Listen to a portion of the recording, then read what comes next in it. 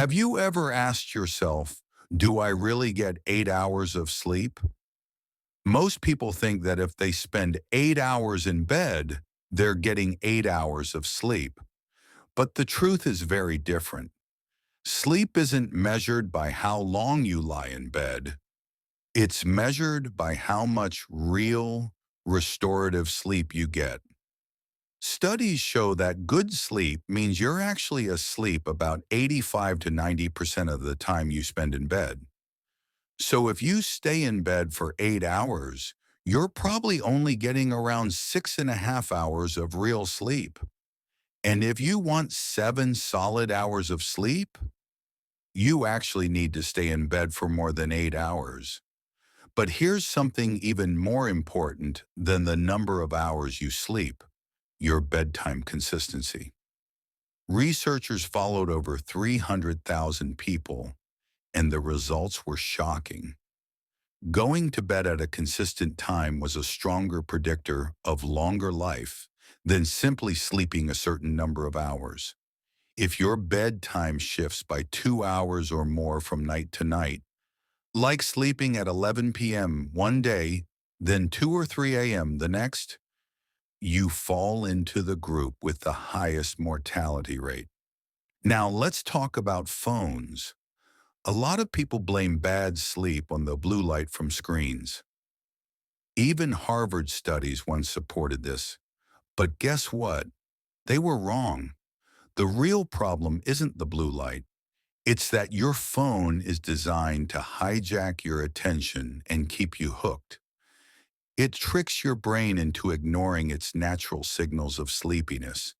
That's why you stay up scrolling for hours without even realizing how tired you are. And if you struggle to fall asleep, here's a counterintuitive trick. Try cutting your sleep window. Instead of lying awake for hours, limit yourself to just 6.5 hours in bed. Your brain gets scared of not getting enough rest, and it quickly adapts by helping you fall asleep faster and sleep deeper. It's like going to the gym. If you only have 25 minutes, you stop wasting time and start working harder. Here's another powerful tool: writing down your worries. If your mind races at night, grab a piece of paper 2 to 3 hours before bed and write down every thought, stress, or concern. Studies show that this simple exercise cuts the time it takes to fall asleep in half. Now let's talk about caffeine. Many people say, I can drink coffee at night and still fall asleep just fine. And sure, maybe you do fall asleep. But here's the catch. 2 shots of espresso in the evening reduce your deep sleep by 15 to 22%. So you sleep, but your brain doesn't get the recovery it needs, which is why you wake up tired. If you want a warm evening drink without caffeine, try organic chamomile tea. Research shows it improves sleep quality, especially in older adults.